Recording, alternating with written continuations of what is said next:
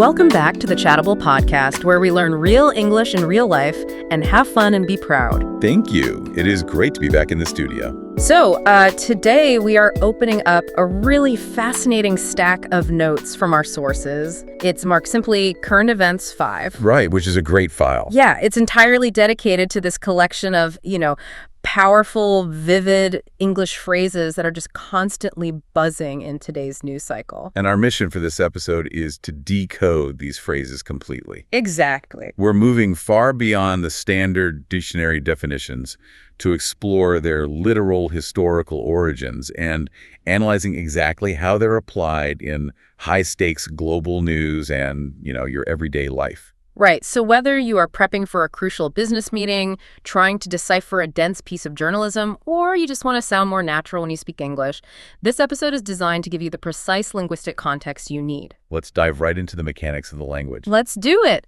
And that brings us to the very first phrase in our source file. When you are tracking the news, especially in the realms of politics or macroeconomics or corporate leadership, you are inevitably going to encounter the phrase, beat the drum. It is everywhere. It really is. At its core, when we say someone is beating the drum for something, we mean they are speaking about it enthusiastically, repeatedly, and persistently. Right. They are actively trying to capture everyone's attention and rally support for a highly specific cause or a new idea. But to really understand why this phrase carries so much psychological weight, we have to look at the physical history behind it. We do. It requires a bit of historical empathy from you, the listener. Yeah.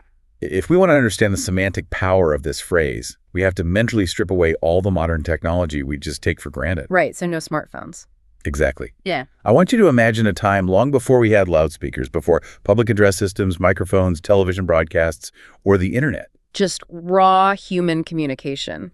Right. Picture a sprawling, chaotic town square centuries ago, or maybe a vast, noisy military encampment stretching across a massive field. Thousands of people. Thousands. Now, if you were a leader, a general, or a town crier, and you needed to suddenly gather that massive crowd to make a critical public announcement. Yes, or command an entire army to march forward in perfect, synchronized unison, you had a major logistical problem on your hands. Right, because the human voice is actually incredibly weak. It really is. It dissipates almost immediately in an open environment, especially if there is competing noise. Which there always is. Right, people talking, horses, the weather. You can't just shout and expect 1,000 people to hear you. Let alone fall into a coordinated rhythm based on your voice alone. It's biologically impossible. Exactly. You needed a tool that bypassed the limitations of the human vocal cords, and that tool was a large resonant drum. The acoustic physics of a drum are entirely unique. They are specifically designed to conquer environmental chaos. Yeah, it's a low-frequency sound, meaning the sound waves are long, and they can travel incredibly far without losing their energy. More importantly, it is rhythmic. Right. It doesn't just reach your ears. It physically vibrates in your chest. It cuts through the random, disorganized noise of everyday life with absolute mathematical precision. It forces order onto the environment. It absolutely does. Yeah. And there is a phenomenon in evolutionary biology and psychology known as rhythmic entrainment. Oh, this is fascinating. When human beings are exposed to a loud, steady, rhythmic pulse, our brains and our bodies naturally want to synchronize with it. It's involuntary almost. Completely. Our footsteps align with the beat. Our collective attention narrows and focuses strictly on the source of the sound. So you literally beat the drum so that a massive, disorganized group of individuals could suddenly share a single, unified pulse. They could hear it, feel it, and get in step with it. And that physical history perfectly maps onto our modern metaphorical usage today. We don't use physical drums in the newsroom or the boardroom anymore, obviously. Yeah. But the psychological goal is exactly the same. When we say someone is beating the drum today, we mean they are creating that same unrelenting rhythmic noise with their words. They're trying to entrain the public consciousness. You see this dynamic playing out explicitly in the financial sector right now. Yes, let's look at one of the notes in our file.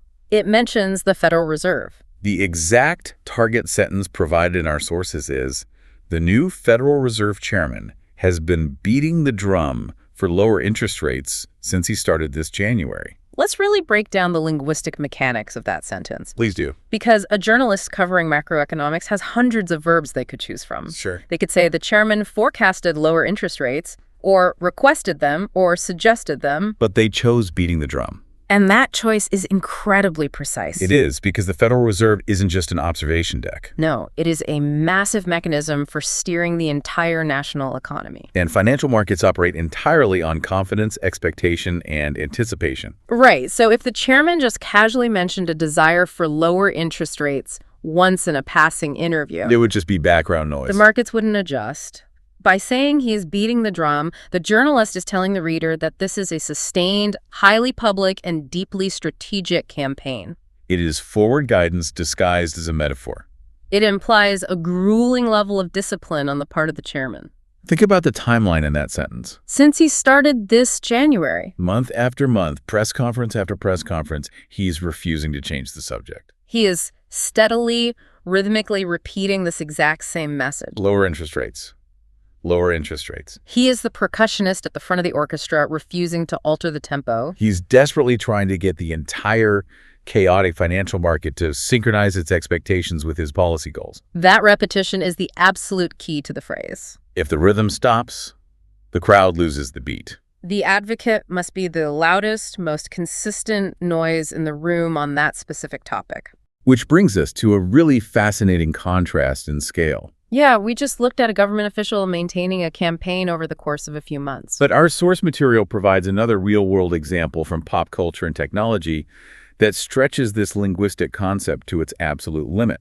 The sentence is, Elon Musk has been beating the drum for colonizing Mars for over a decade now. The time frame here is what makes the application of the idiom so striking. A decade. A decade is a massive amount of time to maintain a metaphorical drumbeat. It really highlights the social and psychological endurance required to use this kind of advocacy. With the Federal Reserve Chairman, the topic is interest rates. Which is something the financial world is already highly attuned to. Right. But with Elon Musk and the colonization of Mars, we're talking about what was 10 years ago a completely fringe, almost science fiction concept. That is precisely why the phrase works so well here. When you are advocating for something that the general public views as impossible or irrelevant, your single greatest enemy is apathy.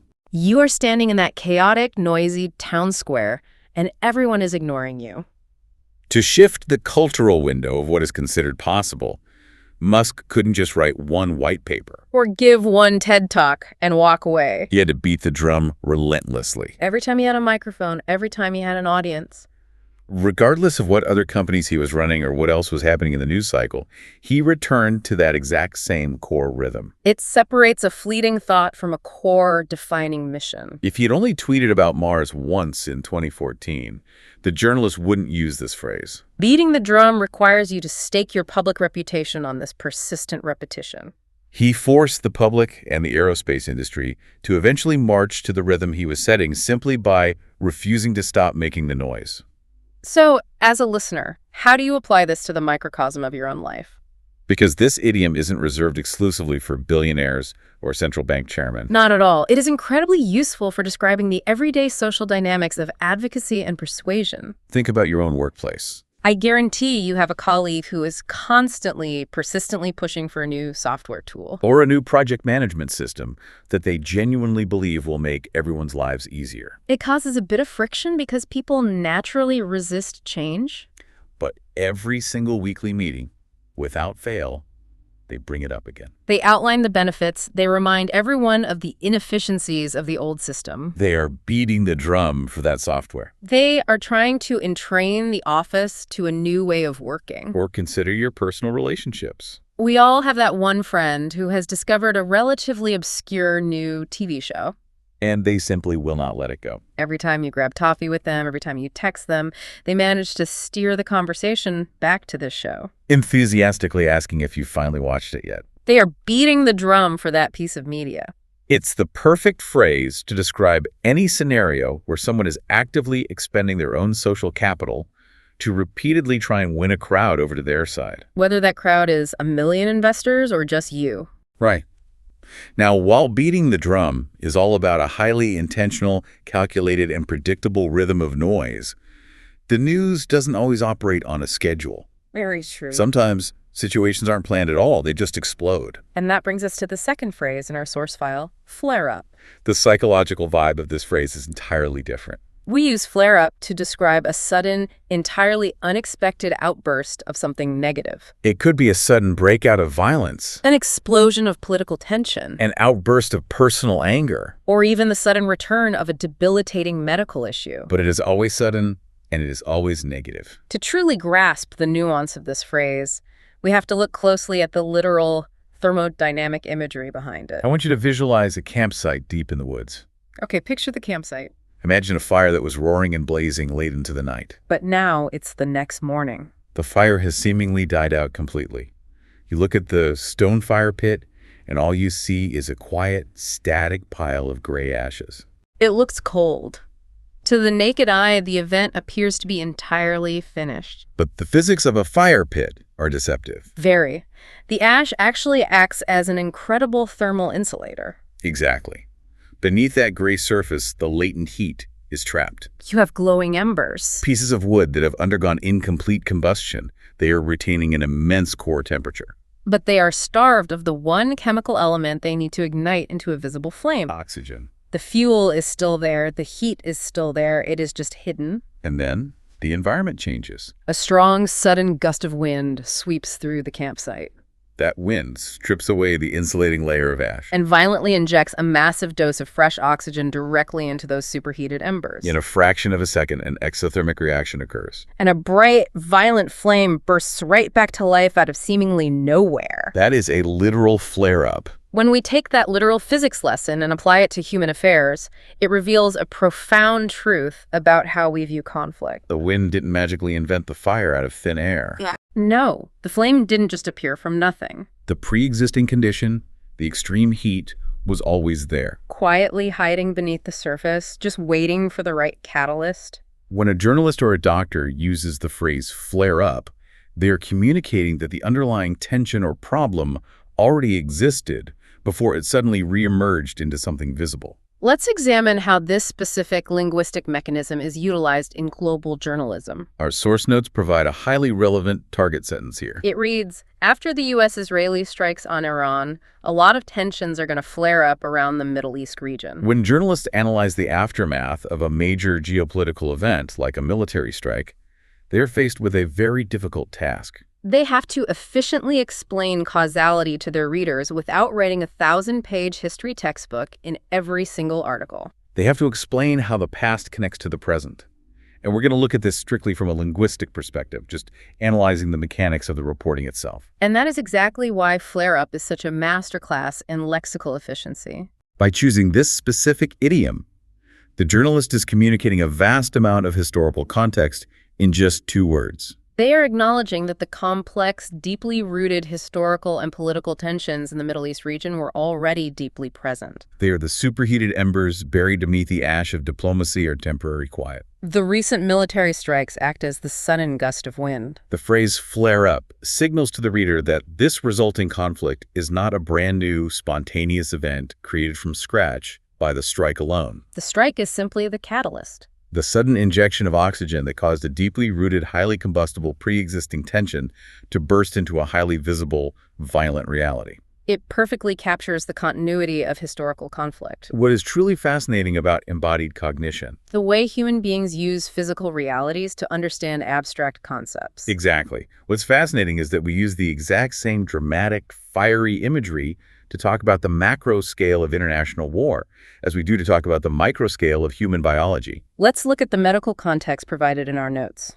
The real-world sentence is, Tiger Woods was playing a great round of golf until his back injury suddenly flared up on the 9th hole. The contrast in scale is just incredible. It is. We just moved from the massive shifting geopolitical tectonic plates of the Middle East to the highly localized physical anatomy of one man swinging a golf club on a Sunday afternoon. But the linguistic mechanics, the underlying logic of the phrase, are completely identical. Consider the biomechanics of a golf swing. It relies on extreme, violent torsion.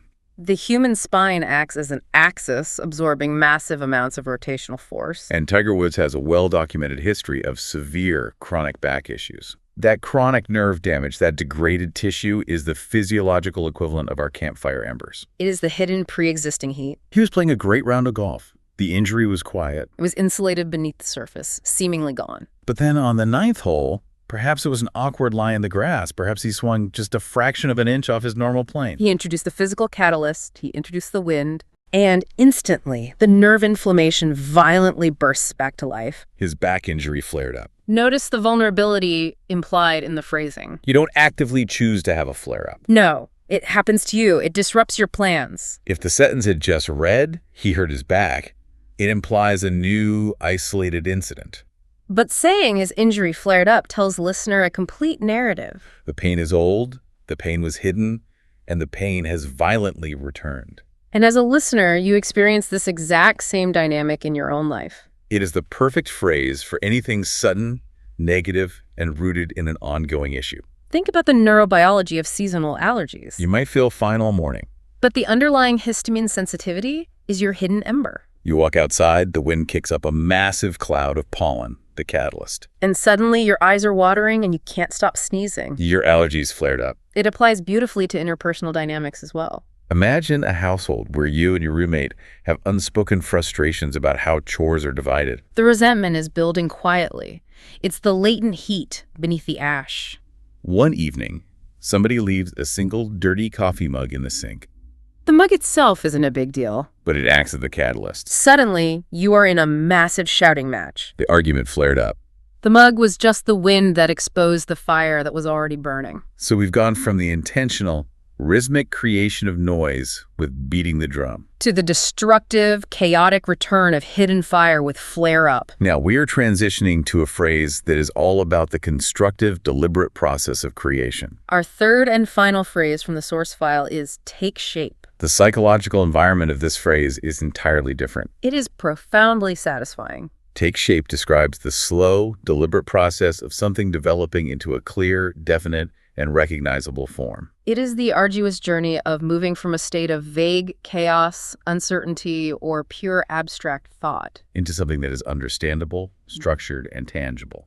The core metaphor we need to explore here is the artist's studio. Specifically, the environment of the sculptor. I want you to imagine a sculptor standing at a workbench, staring down at a massive, heavy, wet, formless, gray blob of clay. At that exact moment, the clay is pure potential. But it has absolutely no structure. It is chaotic. It communicates nothing. But as the artist begins to work, as their hands physically mold, press, carve, and manipulate the material, a transformation occurs. The vague, lumpy blob slowly begins to look like something recognizable. The elegant curve of a vase emerges. Or the distinct, sharp features of a human face begin to cast a shadow. The physical form is literally emerging from the chaos. The object is taking its shape. That formless stage is incredibly stressful. There is a concept in cognitive science known as the Gestalt principle, right, which basically states that human brains are hardwired to crave order. We fundamentally struggle to comprehend pure chaos, ambiguity, or entirely abstract concepts. We experience cognitive friction when we can't categorize what we're looking at. We desperately want the gray clay to turn into a face so we know how to interact with it. Because of this deep psychological need for structure, we have borrowed this literal, tactile process from the art of physical sculpture. And applied it metaphorically to the world of ideas. We use take shape to describe how abstract plans, shifting political organizations, or complex creative ideas finally organize themselves into a structure that our brains can actually comprehend. This concept of imposing order on chaos is critical when we look at our news context. The target sentence from our source material is, after the death of Iranian Supreme Leader Ayatollah Khamenei, we don't know what kind of a new government is going to take shape in the coming months in Iran. When analyzing the mechanics of international political reporting, describing a transition of power is incredibly difficult. Because you are trying to describe something that doesn't fully exist yet. And again, remaining entirely neutral on the politics, just looking at the linguistic function here. Exactly. When a long-standing central leader passes away, it instantly creates a massive political vacuum. The previous rigid structure of the government dissolves. That political vacuum is essentially our massive, formless blob of wet gray clay. It is a period of extreme uncertainty, intense vulnerability, and complex, unseen power dynamics. By stating that we don't know what kind of government will take shape in the coming months, the journalism is perfectly capturing the reality of that transitional period. The various political factions, the military leaders, the religious clerics. They're all acting as the hands of the sculptor. They are pushing against each other, carving out influence, molding the future administration behind closed doors. The phrase acknowledges that an active, continuous process of creation is occurring. But the final, visible, concrete structure, the actual shape of the new government, simply hasn't emerged from the chaos yet. It implies an ongoing evolution. And what's brilliant is how this exact same concept of structural evolution applies to the arts. Let's pivot from the heavy geopolitical transition of a nation's government to the creative process of a global pop star. Our source notes provide this fantastic pop culture sentence. Taylor Swift's new album concept really started to take shape after she spent a month writing in London. The journey we take in analyzing these phrases is remarkable. The cognitive process of building a government and the cognitive process of building a pop album are described using the exact same sculptural metaphor. It really highlights the universality of the creative struggle. Let's think about Taylor Swift arriving in London. A massive, culturally defining pop album does not start as a finished, polished product. No, it starts in a state of absolute chaos. It starts as a messy collection of late-night voice memos recorded on a phone. Disconnected scribbles in a notebook. Random melodic hooks and raw, unprocessed emotions. That massive pile of disconnected audio and feeling is her abstract, formless clay. Sharing that unformed clay with the world would be impossible. The audience wouldn't know how to process it. It lacks gestalt. It lacks structure. Right. But over the course of a month spent isolated and writing in the studio environment of London, she begins to forcefully impose structure onto those chaotic ideas. She acts as the sculptor. She finds the overarching narrative theme. She connects the disparate melodies into a cohesive sonic landscape. She edits the scribbles into sharp lyrics. Slowly, the messy collection of abstract thoughts molds into a cohesive, tangible, artistic concept. A concept that an audience can eventually consume and understand. Her album takes shape. It perfectly describes the necessary transition from raw, abstract inspiration to a concrete, structured plan. The relief that an artist feels when an album takes shape is the exact same relief we all feel when our own chaotic lives finally find a sense of order. I want you to think about the vague ideas floating around in your own life right now. The things that are currently acting as your unformed clay. Maybe you and your family have been loosely daydreaming about a major vacation for months. You've thrown around names of countries, you've looked at a few pictures online. But it's just a chaotic swirl of ideas. But then, one weekend, you sit down, you agree on a budget. You book the actual flight dates, and you reserve a hotel. The abstract daydream has suddenly solidified into a concrete itinerary. The plan has taken shape. Or consider a major life transition, like a career change or a massive home renovation project. In the beginning, it is just a formless desire for something different. It is overwhelming because it lacks edges. But as you do the research, as you interview for new roles, or as you draw up actual architectural blueprints, the chaos begins to organize itself. The anxiety of the unknown lessens because the future is beginning to take shape. It is an incredibly satisfying, grounding phrase to use when your hard work finally starts to look like something real and undeniable. It signifies the triumph of order over chaos. Moving from the terrifying unknown into the comforting known. Exactly. All right, that brings us to the end of our source file for today. It does. Let's do a rapid, energetic recap of the incredible linguistic journey we just took. We started by exploring the evolutionary biology of sound. Gathering the crowd and commanding attention with the literal, rhythmic, chest-thumping drum to understand the persistent advocacy behind beating the drum. Then we dug into the thermodynamics of a campfire. Watching hidden, pre-existing embers violently burst back into flames to grasp the historical and personal reality of a flare-up. And finally, we stepped into the artist's studio. Physically molding formless, chaotic clay into solid, concrete plans to see how abstract ideas and new governments finally take shape.